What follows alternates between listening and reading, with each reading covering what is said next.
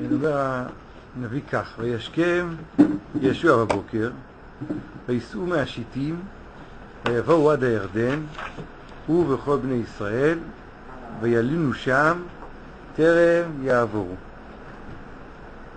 ישוע משכים בבוקר, זה השכמה בבוקר של ישוע, זה 4 פעמים הוא משכים בבוקר. זה מעניין, למה זה מוזכר ביחס לישוע, בספר ישוע, אני חושב 4 פעמים שישוע משכים. צריך להתבונן בדבר הזה, אין לי תובנה חוץ מזה שישוע מתחיל. לכן הוא משכים בבוקר, משכים את עם ישראל לבוקר חדש. אבל לכל זאת היה הוא למצוא משהו יותר פנימי, כי ישוע הוא המשכים בבוקר. בתחילה במסכת פסחים, דף ג', אז הר"ן אומר שם שעל אברהם שהוא השכים בבוקר, שזריזים זה דווקא בבוקר. יותר תפה מזריזים. הוא זריז, ישוע הוא זריז. ויסעו מהשיטים, ויבואו עד הירדן, הוא וכל בני ישראל, וילינו שם, טרם יעברו. זה בעצם מסע, זה פסוק כמעט מיותר, זאת אומרת, היה לפני שעשו תחנת ביניים, זאת אומרת, הם לא באו מהשיטים ועברו את הירדן, אלא הם הלכו עד הירדן, שם הם ישנו בלילה, ואז הם עברו. כאילו זה לא. ראיתי בזכות הספר שלך, שהוא שולח לגר"א, בפרק ט"ו, פסוק א', הגר"א אומר ככה.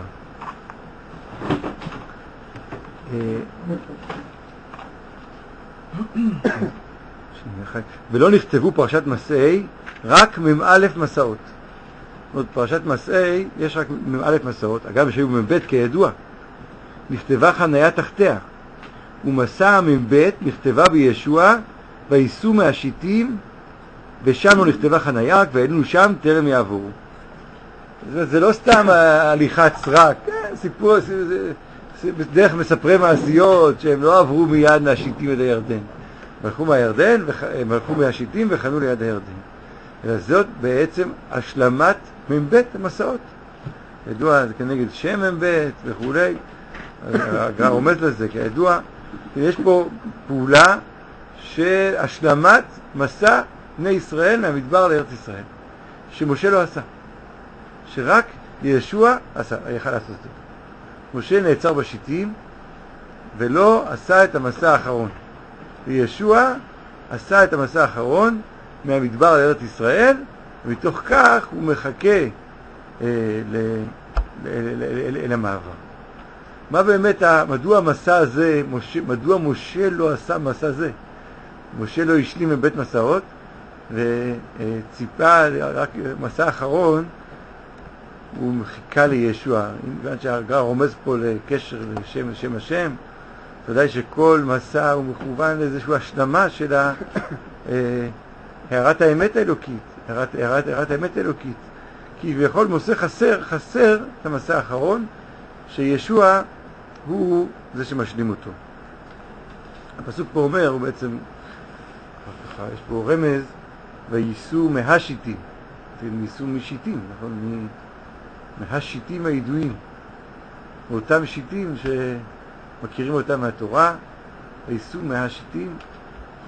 גם המרגלים, נאמר שהמרגלים נשלחו, וכך ישוע המרגלים משיטים, נכון? גם שם מוזכר מהשיטים, הוא שולח את המרגלים מהשיטים, וגם פה הוא נוסע מהשיטים. אז ודאי שזה לא סתם, יש פה יחס לסוגיית השיטים. מה שקרה בשיטים, שהוא מכוון לגמרי לבירורים שמתבררים פה, ושישוע מברר, שניתנו לחלקו של ישוע ולא ניתנו לחלקו של משה רבנו. מה קרה בשיטים? דברים קשים מאוד. עם ישראל הולך 40 שנה במדבר. בסך הכל בסוף מצב די טוב. רוב התלונות שהובאו בתורה הן תלונות שנעשו בשנה השנייה, או עד חטא המרגלים. פרשת תלונה גדולה זה רק קורח, שגם כן יש לה סמוכה ליציאת מצרים. ובסופו של דבר הדור הזה שנכנס לארץ הוא דור אחר לגמרי של אבותיהם שהיו במצרים לא גדלו על ברכי התורה של משה רבנו. אבל דווקא ממש סמוך לכניסה לארץ עם ישראל מגיע לשיטים והתחיל שם דבר נורא והיום, זנות לבנות מואב. טוב, משה רבנו הוא מטפל במצב.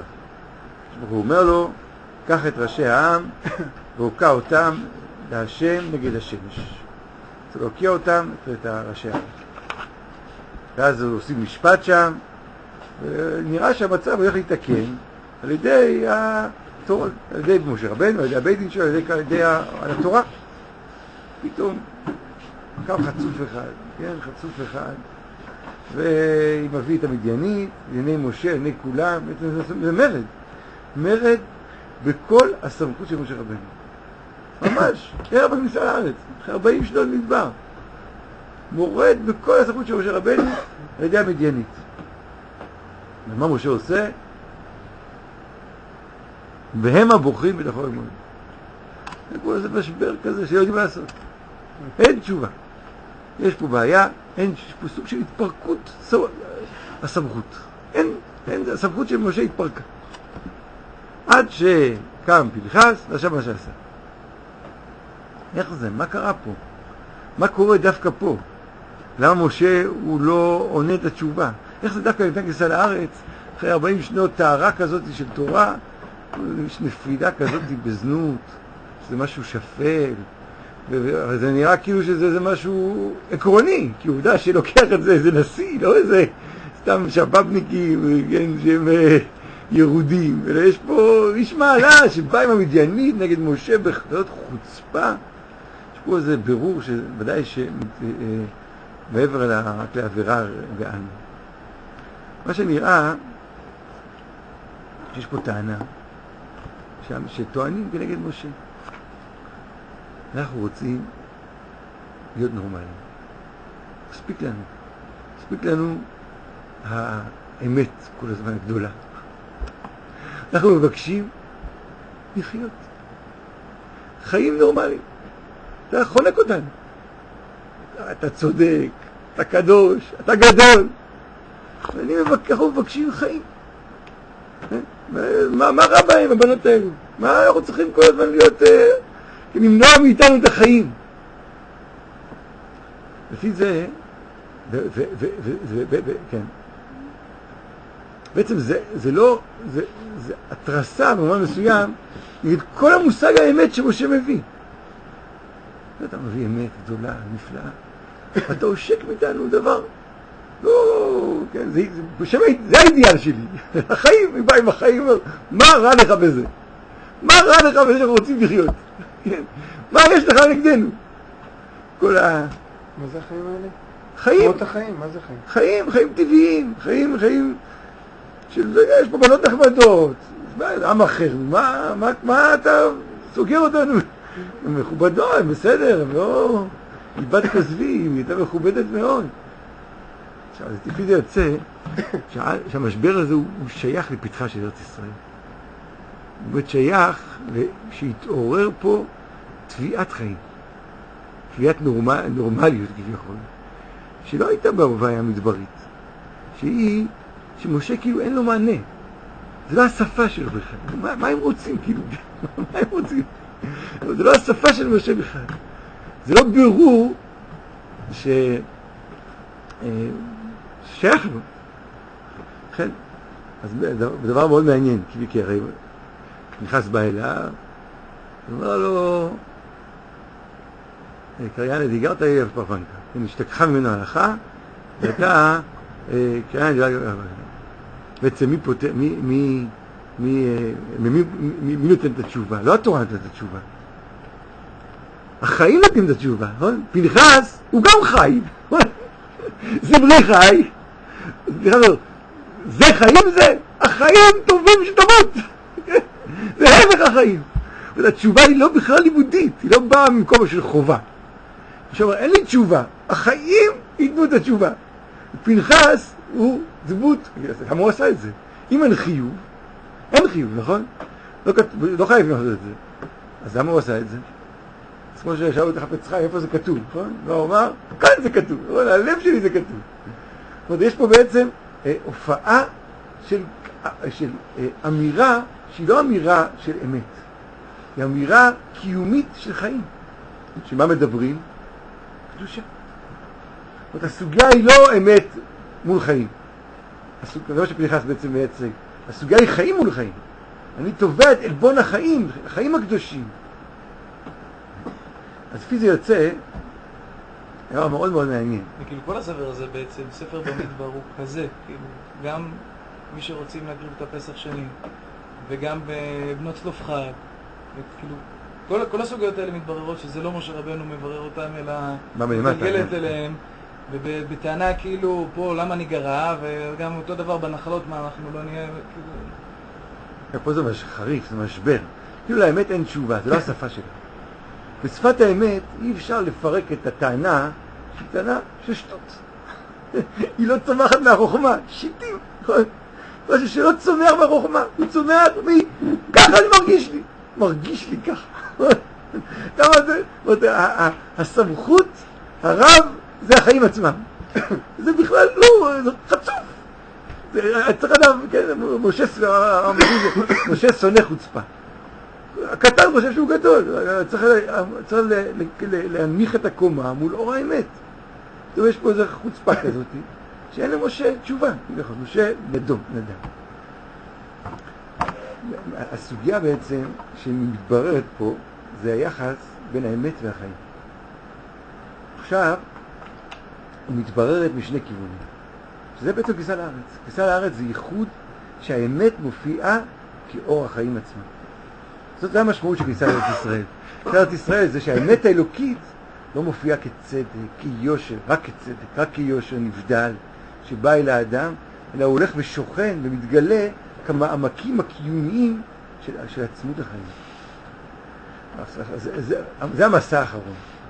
המסע האחרון הזה הוא עובר דרך הבלבול של הזנות, דרך כל סוגיית הזנות. דרך כל שהזנות היא בעצם תביעת חיים מקולקלת. תביעת חיים שלא מוכנה לקבל את מרות של צדק ויושר, וטוענת, למה אתה מונע ממני? למצות את החיים. לכן, אי אפשר לזוז מהשיטים לפני ששולחים מרגלים, איפה? בית אישה זונה.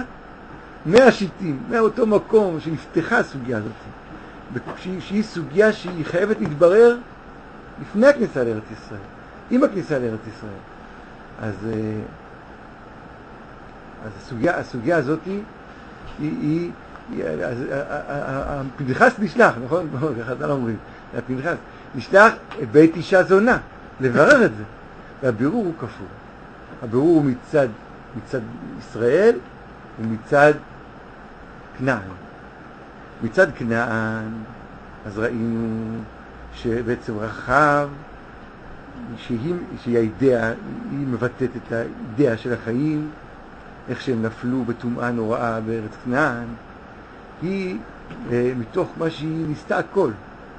היא מבררת בעומק החיים, שבלי אות אמת אין כלום. חיים ריקים.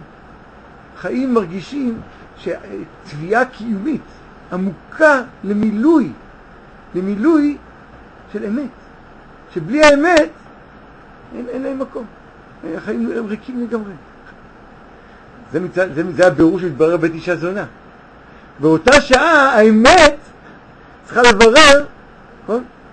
שהיא לא, היא שירת חיים. והבירור הזה הוא משלים את המסע של המדבר. שמשה לא משלים אותו. משה כביכול לא יכול להשלים אותו.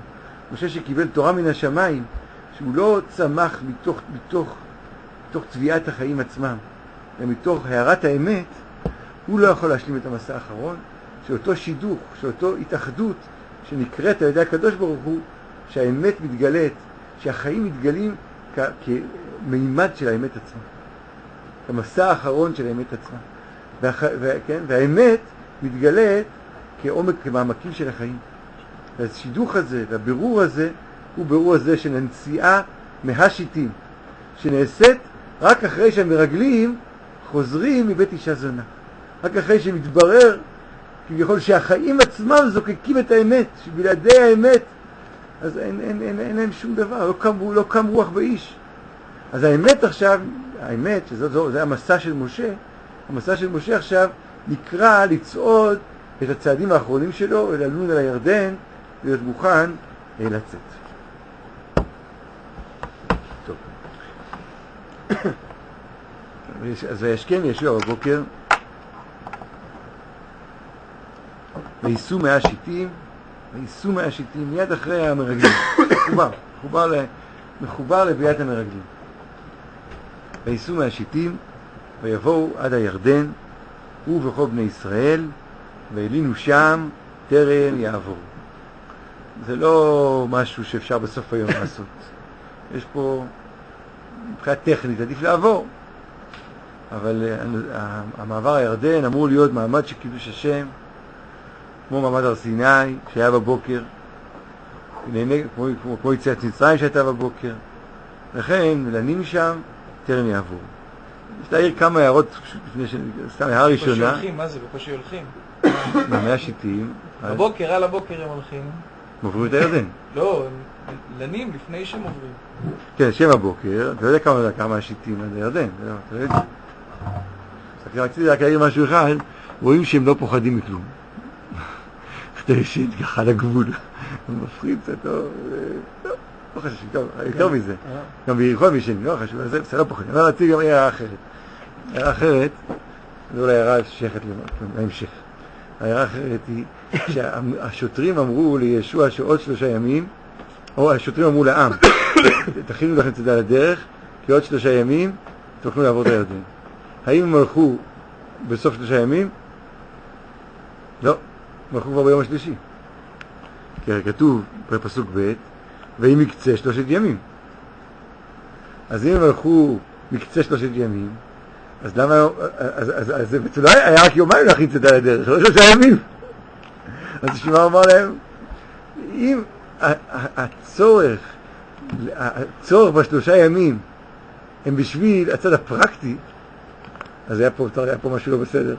כי התחילו לזוז, מה אכפת להם עברו את הירדן או עוברים, העיקר שצריך להתחיל לזוזים במחנה. בעצם זזו לפני 3 ימים. קצת ראיה שה3 ימים מתחבר לבוקר, כמו 3 ימים של מעמד הר סיני, כן? התכונן, לא רק הצד המעשי והפרקטי של זה, אלא יש פה איזו התגלות שצריכה להתגלות עכשיו. גילוי השם שצריך להתגלות, שכפילו צריך להתכונן. טוב. השאלה בפשט, ויבואו לירדן הוא וכל בני ישראל. למה צריך להדגיש לנו הוא וכל בני ישראל? הוא וכל בני ישראל. למה הכל זה ישכם ישוע? מפרידים בין ישוע לבין כל ישראל. טוב, צריך לדבר בדבר. שזה אולי זה קשור לכל העבודה של ישוע, כמו שרואים שהיום הזה אכלתם חדרך לכל ישראל, ושהייתי עם משה, יהיה עמך. זה קשור לבירור, כמו שנגיד, אולי זה יוסבר בהמשך. ויהי מקצה 3 ימים, ויעברו השוטרים בקרב המחנה. ויצוו את העם לאמור, כי ראותכם את ארון ברית, אדוני אלוהיכם, והכהנים הלוויים נושאים אותו, ואתם תיסעו ממקומכם והלכתם אחריו. אך רחוק יהיה ביניכם ובינו וביניו כ2,000 אמה במידה, אל תקרבו אליו, למען אשר תדעו את הדרך אשר תלכו בה, כי לא עברתם בדרך מתמול שלשום. אז בואו קודם נדון בפרשת הפשוט. לכאורה הפסוק הזה אין לו ביור, רחוק יהיה 2,000 אמה בשביל שתדעו את הדרך. הרחוק 2,000 אמה סיבה לא לדעת את הדרך. אז אומר רש"י, למען אשר תדעו, זה לא הולך על 2,000 אמה, זה הולך על הקריאה ללכת אחרי אהרון. ככה מסביר רש"י. אבל הרד"ק ועוד אומרים מסבירים אחרת. אומרים, תתרחקו כדי שתוכלו לראות אותו. אם כולם יתקרבו לאהרון, אז מקרוב לא רואים. יהיה בעצם הסתרה ובלבול. תשמרו על מרחק, על מנת שהארון יהיה ניכר בנבדלותו, ואז תוכלו ללכת אחריו. אז הפסוק מתפרש כפשוטו. לפעמים צריך בשביל לראות, צריך להתרחק. אם נמצאים קרוב, לא רואים. דווקא כשמתרחק, כשאומרים על מרחק, אז זוכים להנחיה. ההנחיה של הארון. יש שאלה? לא, תן לי קצת. טוב. עכשיו, לכאורה, עם ישראל הרי למוד מסעות.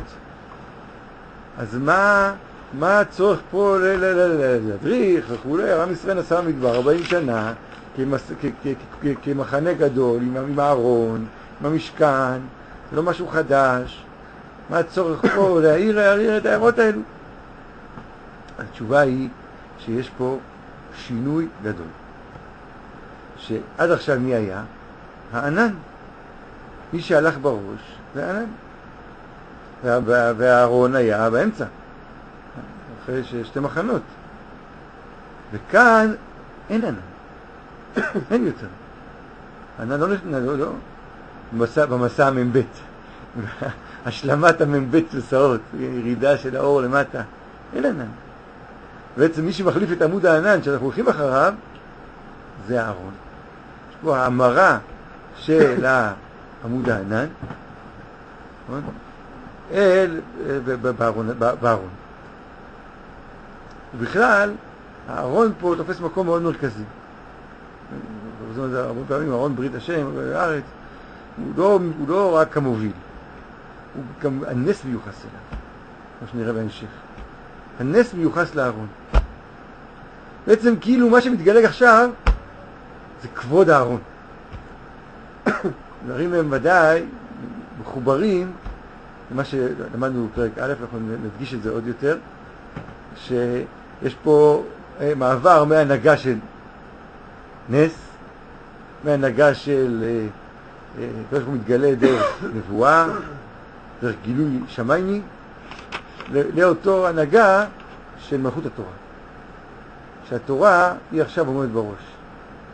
התורה שמרכז זה מופיע, שעיקר קדושתה מופיעה בארון, אנחנו עכשיו, הארון הוא המוביל. לכן צריך לסדר את זה. תרחק בשביל לראות, בשביל לנוע, את היחס בין העם לארון. כי הארון עכשיו, הוא הולך עכשיו ומוביל את המחנה ועומד עכשיו בראש. ואולי, טוב. שאלה, מי הולך עם הארון עכשיו? מי זה שעתיד להוביל את הארון? כתוב פה מפורש, הכהנים הלוויים.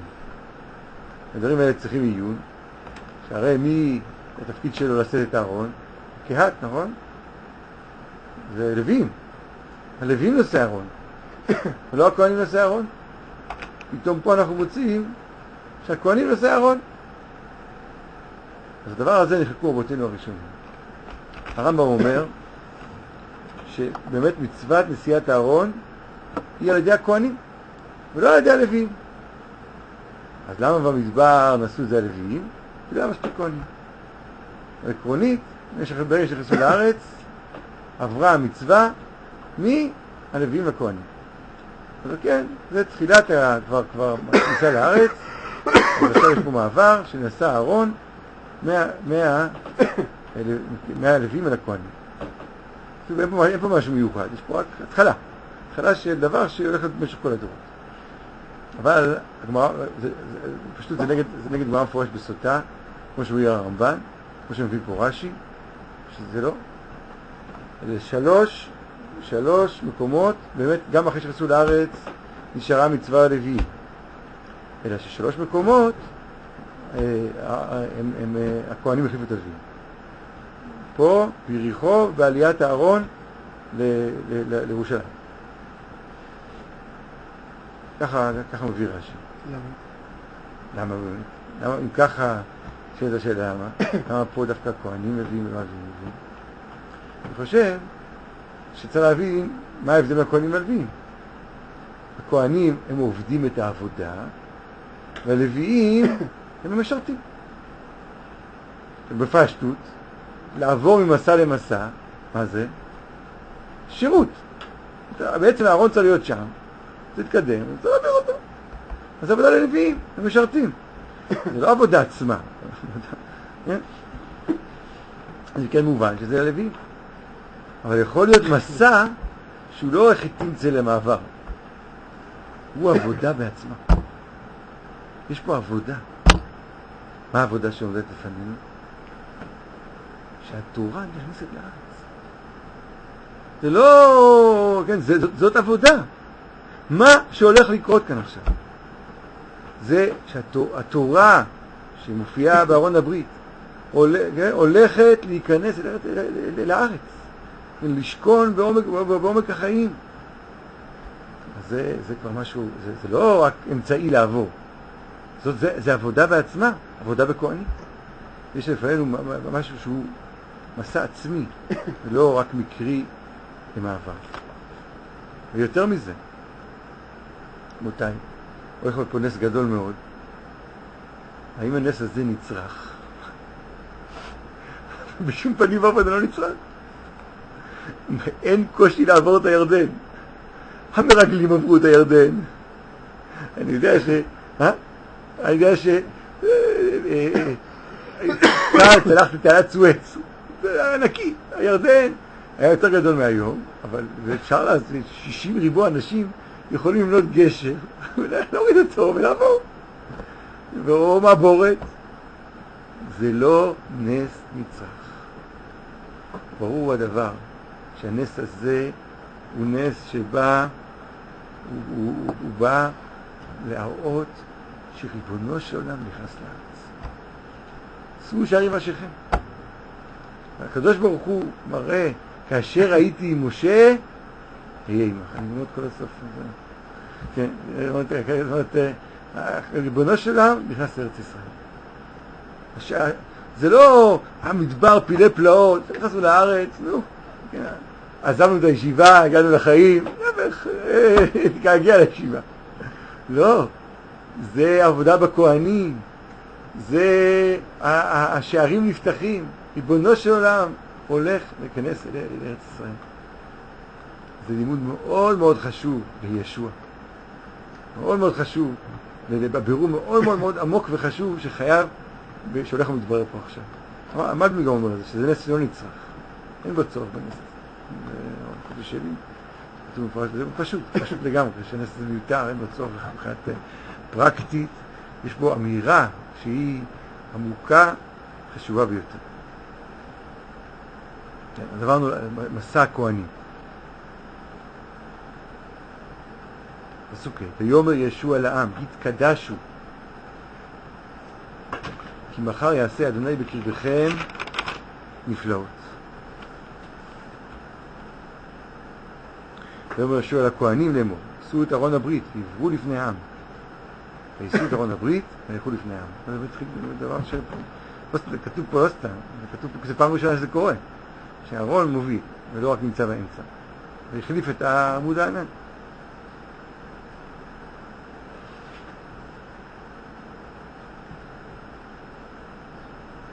ויאמר אדוני לישוע, היום הזה החל גדלך בעיני כל העם, אשר ידעון כאשר הייתי עם משה אהיה עמך. ואתה תצווה את הכהנים עשי ארון ברית לאמור, כי בואכם עד קצה מי ירדן, בירדן תעמודו.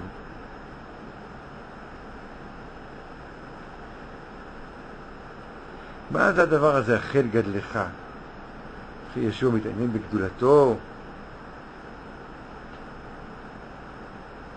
ברור לנו, כמו שאני כבר פתחתי בשיעור הראשון, שיש בתחילת הספר 3 חיזוקים, חזק ואמץ.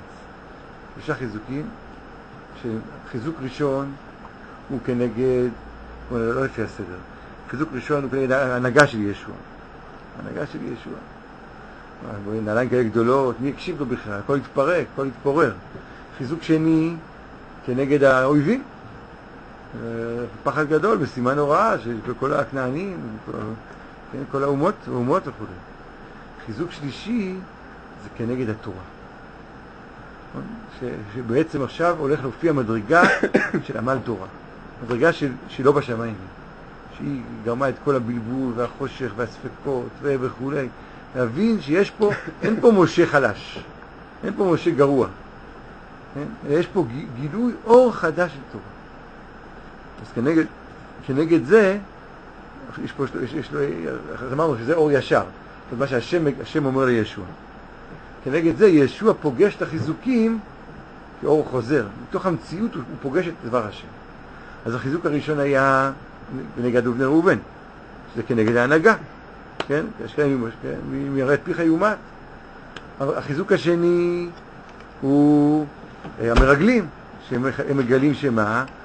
שנמור הוא כל יושבי הארץ. שאכן המשימה תצליח. ומה החיזוק השלישי? שהתורה עוברת לארץ ישראל. נכון? שהקדוש ברוך הוא הולך להתגלות פה באותו, כן, באיכות יותר מופלאה. נע באופן נסתר, לא באופן גלות כמו שהיה במדבר, אלא כדרכו של הטבע, אבל אלא הולך לשכון בתוך המציאות, ומילא הוא מתגלה רק על ידי עמוד הענן, על ידי עמל תורה, להגיד בו יומם ולילה, אבל הוא נכנס לתוך המציאות, הוא מתגלה. אז זאת הכוונה. זה כנראה מוזכר פה החיזוק של ישוע. החיזוק של ישוע, היום הזה, זה כנגד, לא כנגד ההנהגה, ההנהגה כבר הייתה, לא כנגד הצלחת המשימה שכבר הייתה, כנגד המעגל השלישי, של החל גודלך בעיני כל ישראל, אשר ידעו כי אשר הייתי עם משה יהיה עמך. זה זה גילוי השם, זה גילוי השם מופלא. השם מתגלה פה. כמה אנחנו שומעים את זה, איך היה, התורה שלנו זה לא כמו שהיה באירופה. בריז וזה, אנחנו תראו בשכונות בירושלים, כן? כל השמות של הישיבות, כן? פרשבורג טוב, יש בזה גם ערך, לא? כן, זה ערך להיות ממשיכי המסורה. כמה יש כאילו איזו חולשה כלפי עולם התורה שלא, לא פתאום. כאשר הייתי, אפילו זה לא משה, זה גלות, כן? גלות. כאשר הייתי עם משה, יהיה עמך. כמה חיזוק צריך. חיזוק צריך במובן הזה של הכרה שיש פה המשך אותו מסע כתחילה של גילוי השם בעולם. לא באותו גודל ואור כמו שהיה ביציאת מצרים. אז זה התפקיד של המעמד הזה. זה נקרא גידול ישוע. ישוע לא מזכיר את גדולתו, לא מעניין אותו בכלל. כן? אבל זה הגילוי כלפי בני ישראל. שהקדוש ברוך הוא נכנס לארץ. איפה? כן? על ידי התורה. נכון? על ידי התורה. על ידי הארון שלו שנכנס.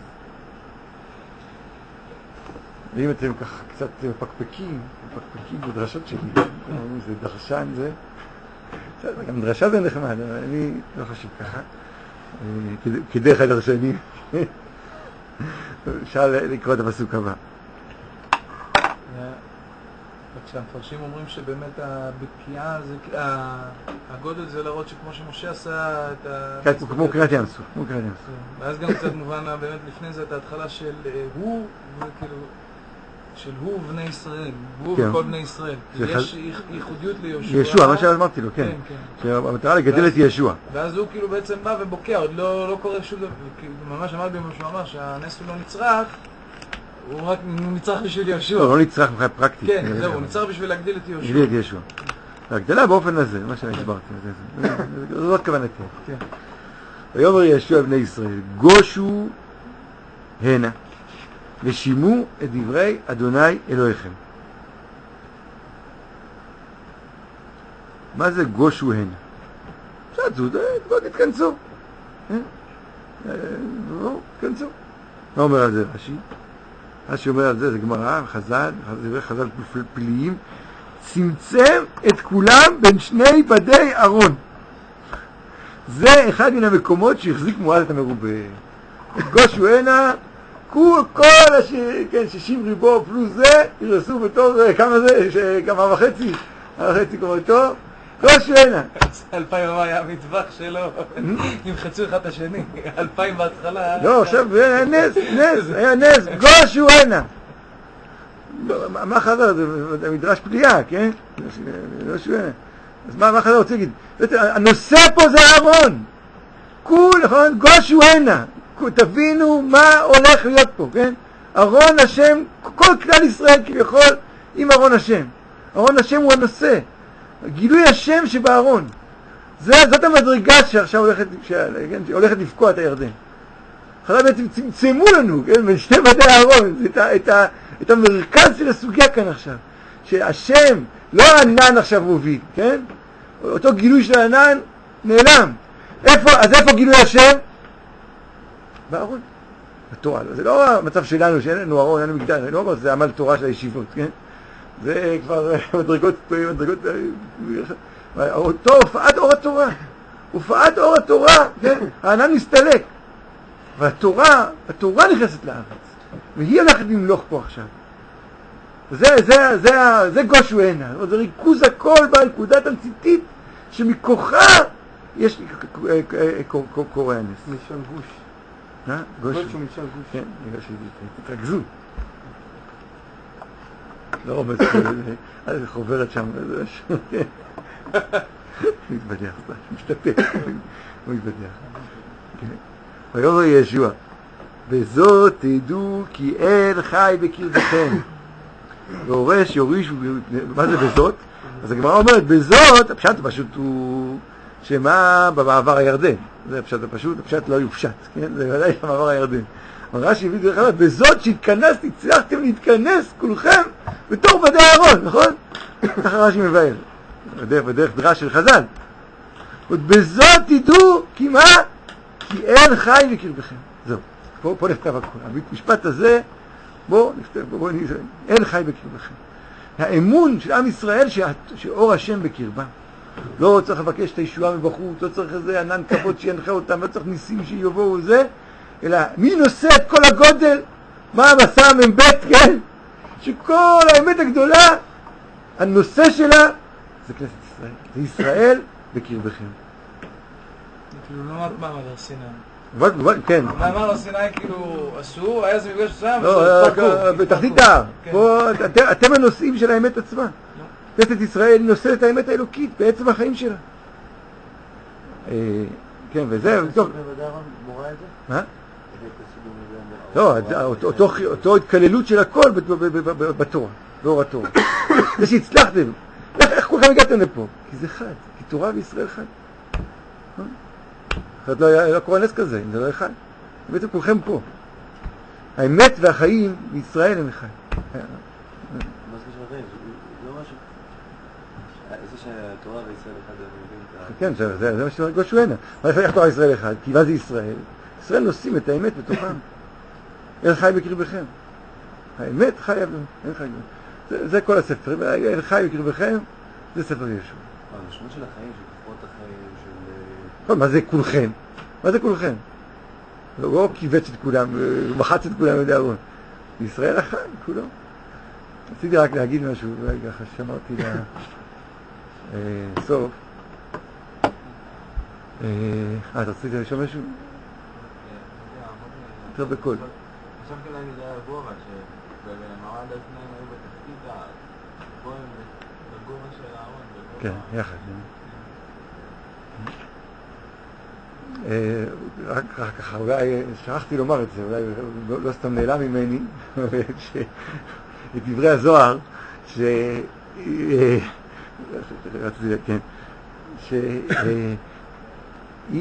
רחב, היא ביקשה אות אמת. אני כבר מחכה למשה כבר 40 שנה. 40 שנה היה משבר גדול, מאז שיצאו ממצרים, נשברתי לגמרי, נצבעה לאות אמת. אז התשובה שהמרגלים, ככה מסביר הזוהר, משה נפטר, אין מה לעשות. אי אפשר. משה לא יכול לתקן אותך בקיצור. לא תתוקני על ידי משה. משה בשיטים, הוא ישכחה ממנו הלכה. זה צריך את ישוע. זה תקוות חוט לשני.